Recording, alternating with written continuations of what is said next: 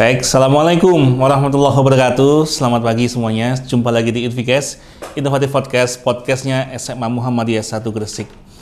Pada kesempatan istimewa kali ini, ya, saya bersama seorang cowok nih ya, laki-laki, yang rencananya tahun ini, tahun pelajaran 2022-2023 akan bersekolah di SMA Muhammadiyah 1 Gresik. Kebetulan nih Pak Vicky baru kali pertama bertemu, sekalian nanti kita kenalan ya.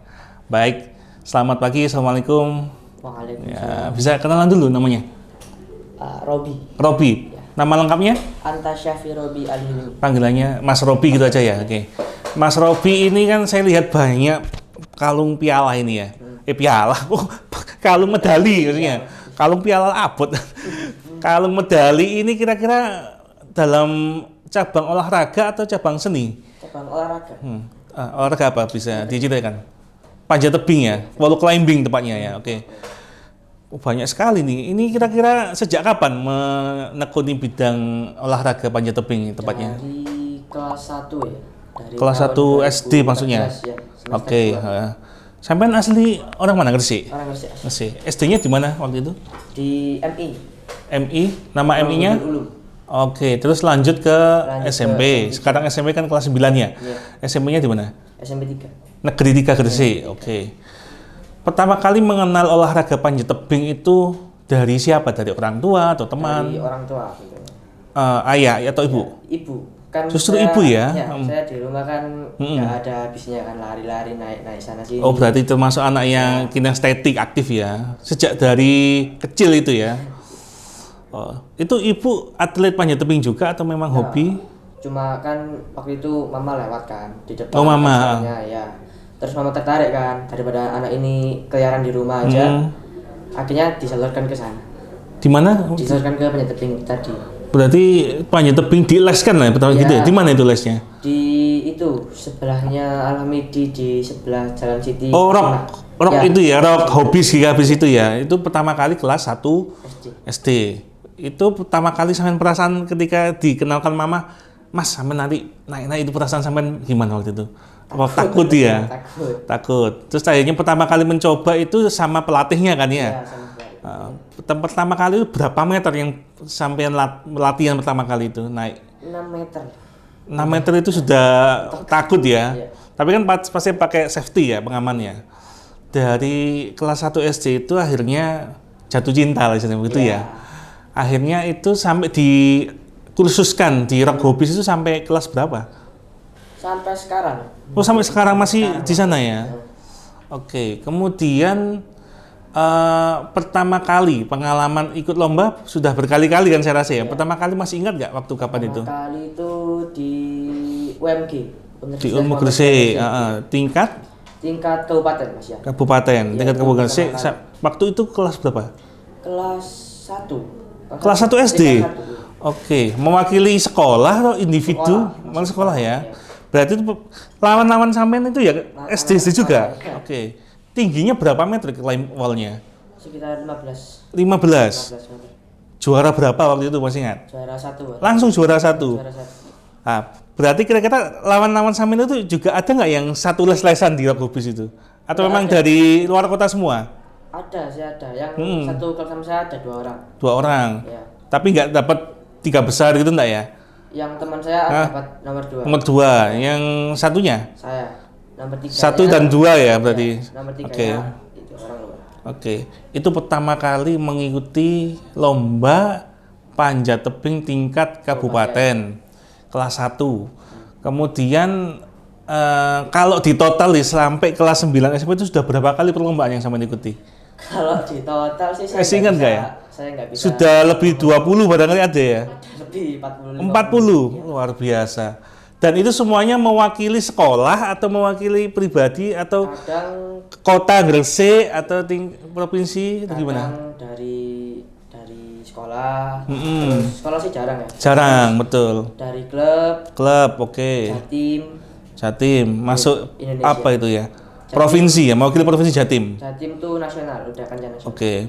Berarti sampai ini bisa saya sebut kalau tingkat paling kabupaten mewakili Gresik ya, ada ya kabupaten klubnya apa tuh namanya? mewakili kontingen Gresik juga tingkat Jatim. Kalau tingkat nasional mewakili Jatim.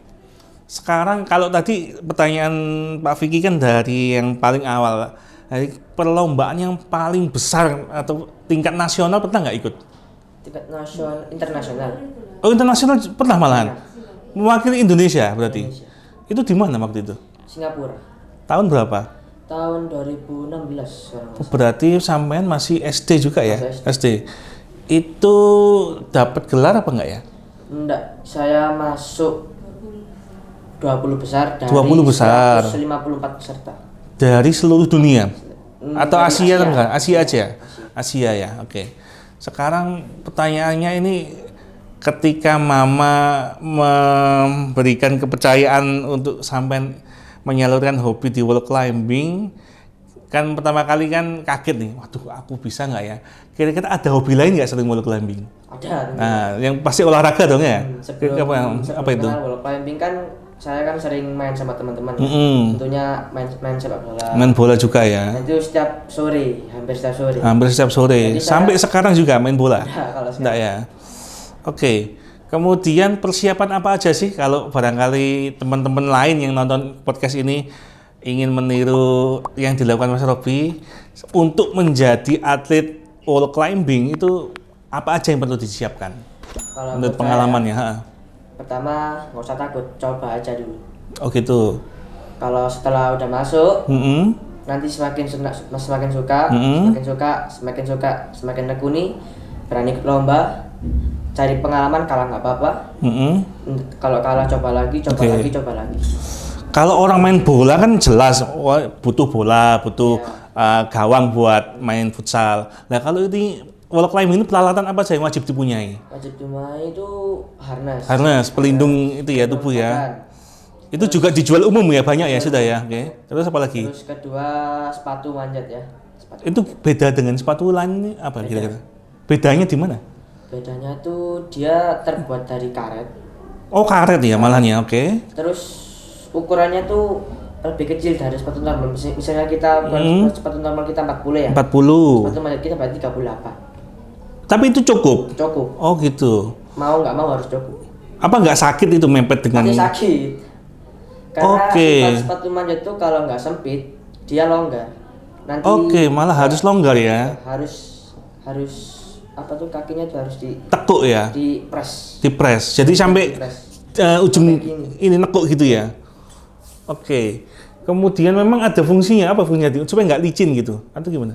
Fungsinya tuh kalau kita di ujung kaki itu lebih press, lebih pas, lebih enak kita nginjeknya. Nginjeknya. Kalau kita sepatu biasa kan lurus gini kan. Iya, betul. Terus yang pucuk kan masih kosong. Oke. Jadi kalau kita pakai yang pucuk Pasti oke. Jadi tadi harness, kemudian sepatunya karet, apalagi kira-kira yang MG, magnesium. apa itu? Kayak tangan kita licin kan, kita kasih. Oh, yang kayak tepung Ya, itu warna kayak putih itu tepung. apa namanya itu? Magnesium. Magnesium, supaya tangannya nggak pas megang batu itu ya, itu nggak licin.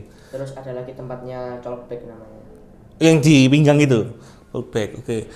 Kalau semua itu sudah dimiliki, pasti kan butuh arena nih. Nggak mungkin kita angger manjat tebing orang kan enggak, pasti. Nah kira-kira kalau di Gresik itu di Rock Hobbies atau di tempat lain kira-kira di mana saja tempat Kalau di untuk Gresik ini klub itu di sini? Ada 3 ya. Di mana aja itu? Kalau yang buat anak TK, SD kelas 1 sampai 6 itu ada sendiri di Suci. Di sebelah mana? Namanya Boulder. Jadi di situ Memang ruangnya pendek. tempat kursus ya, Ya. khusus ya di Tapi Suci. itu juga masuk kategori kalau di lomba, kategori boulder namanya. Boulder, oke. Tapi di sana masih bisa dibuat latihan untuk anak TK, 1, kelas 2, kelas 3. Di daerah Suci ada Kalau ya. udah dari sana, kita nanti bertahap ke Naik kelas lagi naik ke rock kali. Rock GKP sana, oke. Nanti di rock itu bisa jajakan lead sama speed klasik namanya. Oke, itu ya, cepet-cepetan naik ke atas itu ya, oke. Setelah itu kita bawa lagi ke belakangnya stadion. Stadion Gelora Joko Samudro. Nah, di sana kan kita ada 3 wall juga kan. Oh, yang baru tinggi banget, tinggi itu ya. Itu sekitar Berapa? 18. 18 meter. 18. Jadi Oke. kita di sana ada speednya lengkap. Kalau kita kan di penjepitnya ada 2 ya kategori speednya. Kategori speed world record sama World record. kategori klasik.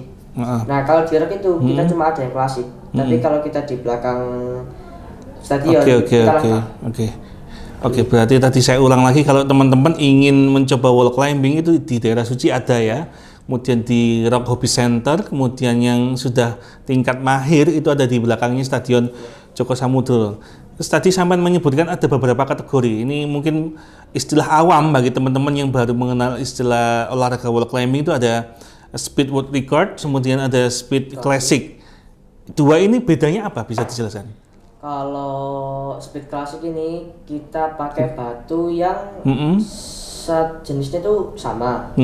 Terus kita pakai jalur tangga. Jadi kita kayak naik tangga. Lurus gitu aja ya. Lurus gitu aja. Oke. Penghitungan skornya gimana itu kalau yang klasik itu? Jadi sama sebenarnya sama kalau speed itu. Jadi kita pegang start. Nanti di kaki ada kayak alat namanya starting pad. Oke. Terus nanti dihitung. At your mark. Oke. Ada 3 pip, 1, 2, 3, pip. Nah nanti kalau kita sebelum pip ketiga kita udah manjat, itu nanti kita dinyatakan diskualifikasi. Oke, iya betul. Berapa kali kesempatan full start itu? 1 kali aja? 1 kali aja. Langsung gugur ya? Oke.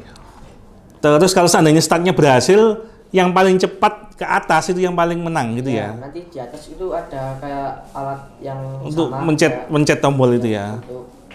Itu yang klasik. Kalau yang world record itu gimana? World record itu sebenarnya itu hampir sama. Hampir sama. Cuma bedanya kita tuh pakai poin yang lebih gede. Warnanya merah.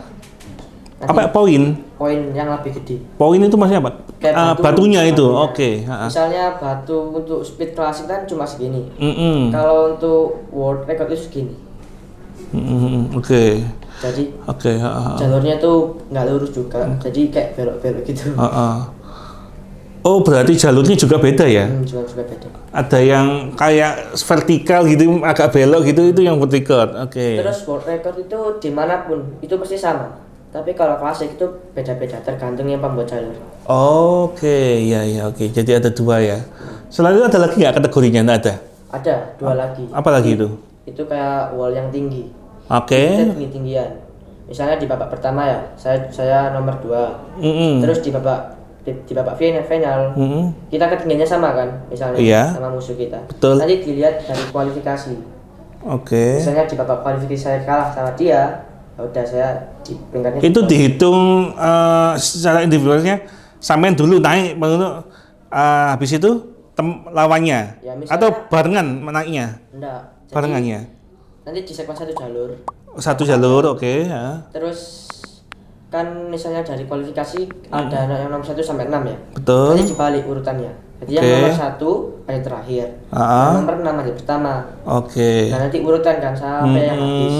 Kalau ketinggiannya sama, nanti kita dilihat dari peringkat yang kualifikasi. Misalnya peringkatnya sama, anggap aja sama ya. Di kualifikasi kita jatuh sama. Di final jatuh sama. Nanti kita dilihat dari waktunya. Waktunya. Siapa yang paling cepat. Oke. Terus satu lagi? Boulder. Itu boulder itu gimana? Boulder itu wallnya pendek. Nanti panjang ke lebar. Lebarnya, oke, lebar. Terus kita dikasih jalur tuh 1 sampai 5 tergantung kompetisinya ya. Kadang 1 sampai 5 atau 4 gitu. Terus kita banyak-banyakan top. Jadi top itu istilah kalau kita bisa menentukan jalur. Jadi di jalur pertama itu dikasih poin-poin tertentu sampai menuju poin terakhir. Nah itu dari 1 sampai 5 jalur. Nanti kalau kita bisa top semua atau top 3, terus percobaannya masih dihitung. Terus sebelum top itu ada nilai lagi namanya bonus. Itu semua bisa dihitung. Dari keempat kategori itu sampean pasti punya spesialisasi yang paling jago lah. Itu yang kategori apa? Atau paling seneng ikut yang kategori apa? Kalau suka ya. Kalau suka tuh di speed world record. Speed world record, dan itu yang paling banyak menyumbang medali juga. Kalau world gimana? Record itu baru bisa diikuti saat kita umur 14 tahun. Oke, 14 tahun. Kalau klasik saya udah dari kecil. Oke. Jadi saya kalau dibilang paling suka itu speed. Yang speed. Dari 40 lebih lomba yang dibilang Mama tadi itu, medali yang didapatkan itu sudah jumlahnya berapa yang sampai ingat? Ingat Yang inget lo ya, kira-kira aja wes gak apa-apa. kira-kira hampir 50-an lebih. Oh berarti lombanya banyak ya, 60 lebih justru ya. Untuk dapat medali kan juara 1, 2, dan 3 ya. Berarti minimal juara 3 itu sudah 50 lebih kali. Wah luar biasa. Kalau juara 3 sih dikit mungkin. Sedikit ya, lebih banyak juara 2, 21, 21. 2 dan 1. Itu lawannya sih nggak iso atau sampai terlalu jago, terus sering juara. Oke, berarti status sampean di sini bisa nggak Mr. Vicky atau Pak Vicky sebut sebagai atlet nasional itu sudah bisa ya, mewakili Indonesia ya. Oke, sekarang saya mau tanya, ada nggak pengalaman sampean yang pernah ikut lomba di kota lain, waktu itu digadang-gadang aku pasti bisa nih ya, juara, tapi gagal, pernah nggak itu? Kalau gagal, kalau targetnya itu emang Meleset gitu loh katanya. emang nggak ada target emas ya. Kalau, Nggak ada ya? Kalau di saya dari dulu nggak pernah ditarget kayak kamu jurnas harus dapat juara 1 enggak. Terus kalau kata pelatih saya, kamu ikut lomba, nggak usah mikir juara atau enggak. Oh gitu malahan. Kerahkan yang maksimal, baik atau enggak itu maksimal kamu. Oke, berarti Jadi kalau saya dibilang ikut ke jurnas, misalnya nih, saya kan pernah ikut ke jurnas yang nggak dapat emas, tapi dapat medali perak di kategori speed sama lead. Oke. Terus di sana saya kan nggak dapat emas. Itu tentu saja kan saya nggak kecewa. Oh ya, karena memang awalnya kan nggak ngejar itu ya, ngejar itu. yang terbaik lah, Terbaik. bisa dikejar. Oke. Tadi ngobrol sama Mama sih pernah yang di Banjarmasin itu kira-kira apa yang menyebabkan sampean apa ya? Targetnya kurang terpenuhi apa kira-kira? Di Banjarmasin itu kan Pernah di Banjarmasin ya? 2019 kan. 2019. 2019 akhir. Nah, pertengahan 2019 saya kan ada program Porprov itu kan.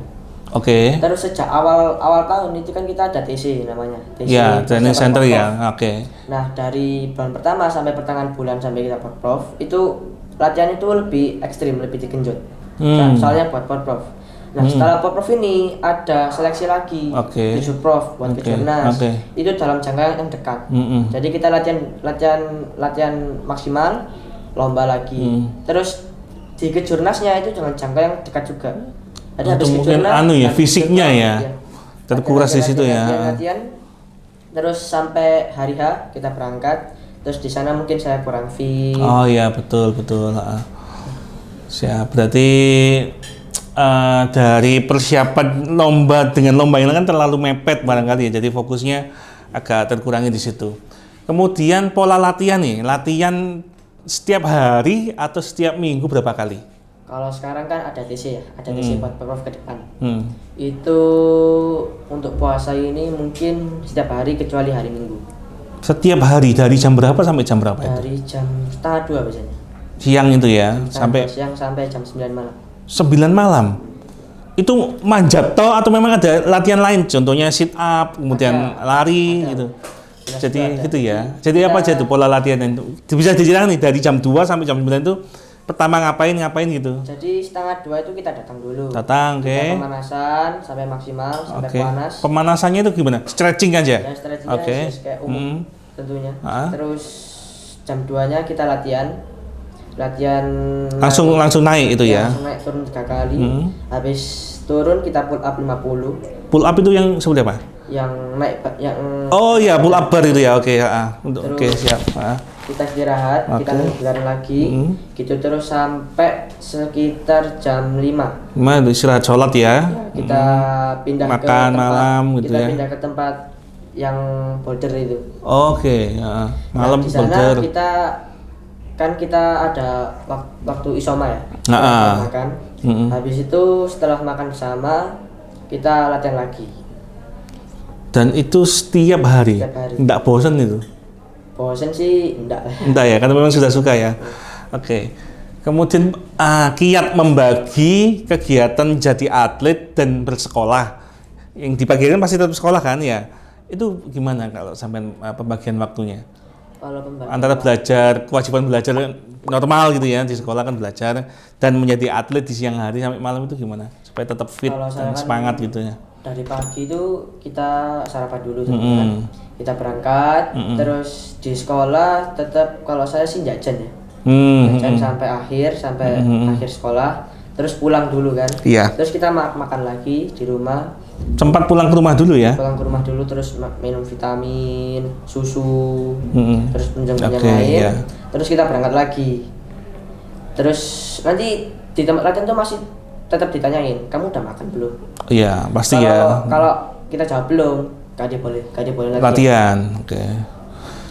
Kemudian di sekolah itu sering disband Kak? Kan sering ke luar kota, ikut lomba, latihan macam-macam.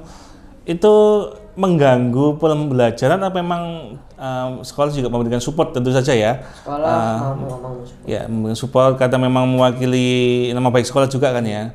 Oke.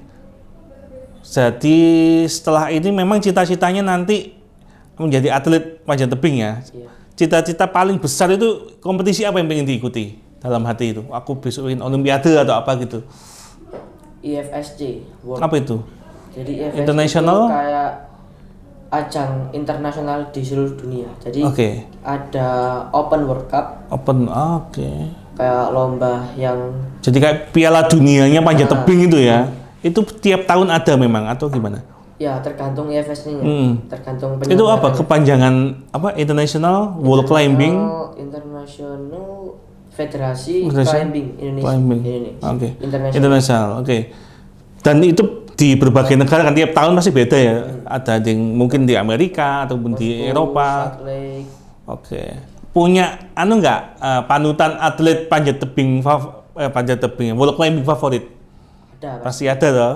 Siapa itu kira-kira? Tomoa Narasaki. Nah, dari Jepang. Dari Jepang. Kenapa sampai mengidolakan itu? Siapa? Karena Mas Tomo. Ya, Mas Tomo itu apa? Karena dia itu berkarisma tentunya, kuat. Oke. Juara dunia juga. Juara dunia juga. Kalau saya lihat latihannya, terus dia tuh memotivasi orang lain juga. Oh gitu. Itu yang jadi panutan sampean untuk ya, jadi atlet. Kemudian menjadi atlet itu kan tidak selamanya jadi atlet ya, pasti ada terbatas usia. Kayak pemain bola kan usia 30 ke atas kan mungkin stamina menurun, kemudian jadi apa? Sehingga memutuskan pensiun dan sebagainya. Kira-kira cita-cita selain atlet ada nggak? Ada. Apa itu? Jaksa. Jaksa. Berarti tadi melanjutkan setelah lulus dari SMA, kuliah jurusan hukum ya. Oke. Sekarang ini Mas, siapa tadi namanya? Robi kan kelas 9. Dan memutuskan untuk bersekolah, melanjutkan sekolah di SMA Muhammadiyah 1 Gresik ini. Nah, kira-kira apa sih pertimbangan sampean atau orang tua, mama dan papa untuk melanjutkan sekolah di sini? Kalau kita bertiga dari orang tua sama anak ya, itu tentunya kan SMA Muhammadiyah kan habis pindah gedung baru. Terus itu dekat rumah. Rumahnya di mana? Rumahnya GKA. Oh, tinggal jalan kaki beres itu ya, oke. Kan sangat dekat kan? Dekat ya, oke. Pertama jadi daya tarik saya. Terus yang kedua itu reputasi sekolah itu bagus.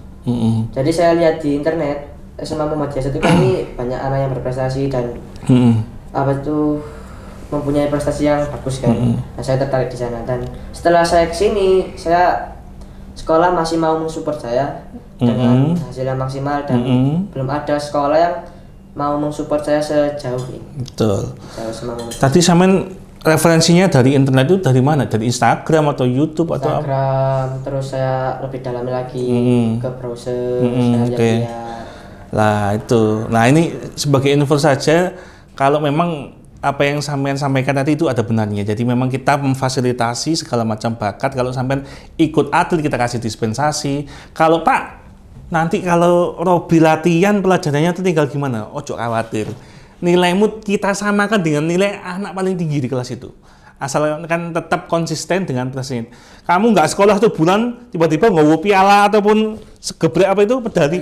Pak Vicky, aku mari menang lomba ini nang Papua kan gitu. 100 enggak repot-repot kita.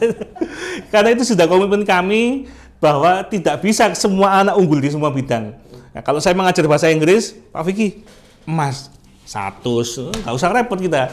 Karena itulah kita fasilitasi dari semua bakat dan bidang. Kalau kelasmu kan ada yang atlet renang kan di sini ya. Meskipun kita nggak punya kolam renang di sini, tapi ikut klub kami juga nanti panjat tebing yang insya Allah kalau kita punya rencana nanti kita bikinkan wall climbing juga dalam waktu dalam dekat ya, kalau pondoknya udah jadi, kita rencana mau kerjasama dengan beberapa perusahaan di sini membuat local climbing juga akan lebih bagus. Selama belum ada fasilitas itu sampai tetap dititipkan ke klub, kita tinggal nanti terima laporan dari klub aja. Dan kalau memang tetap prestasi kita kasih beasiswa, nilai juga kita jamin dan lain sebagainya.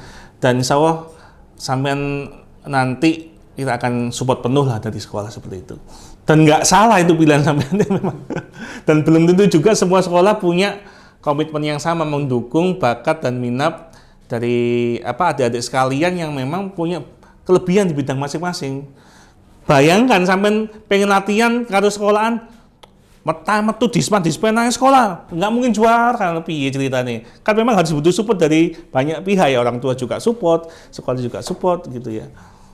Sampean metu wae terus matematikamu ya apa iki bahasa Inggris apa? Enggak ngurus, masing penting nggawa piala, nggawa medali, beres. Kita support itu karena saya bilang tadi bahwa memang multiple intelligence kita mempercayai itu bahwa tiap bakat, tiap minat, tiap anak individu A, B, C, D itu memang nggak sama. Saya guru bahasa Inggris sudah ngajar matematika ya nggak bisa.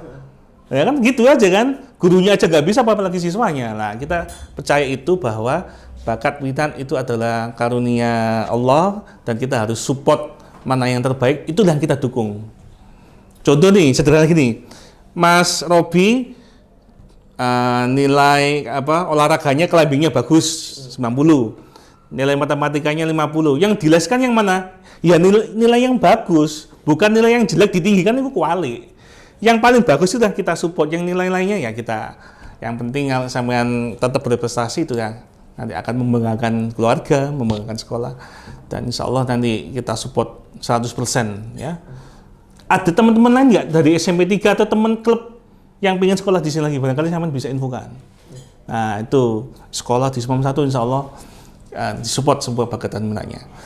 Baik Mas Robi, saya rasa ini sudah nggak kerasa 30 menit lebih, setengah jam kita ngobrol, dan saya atau Pak Vicky baru tahu bahwa ternyata wall climbing itu banyak juga kategorinya, alat-alatnya juga berbagai jenis dan sebagainya.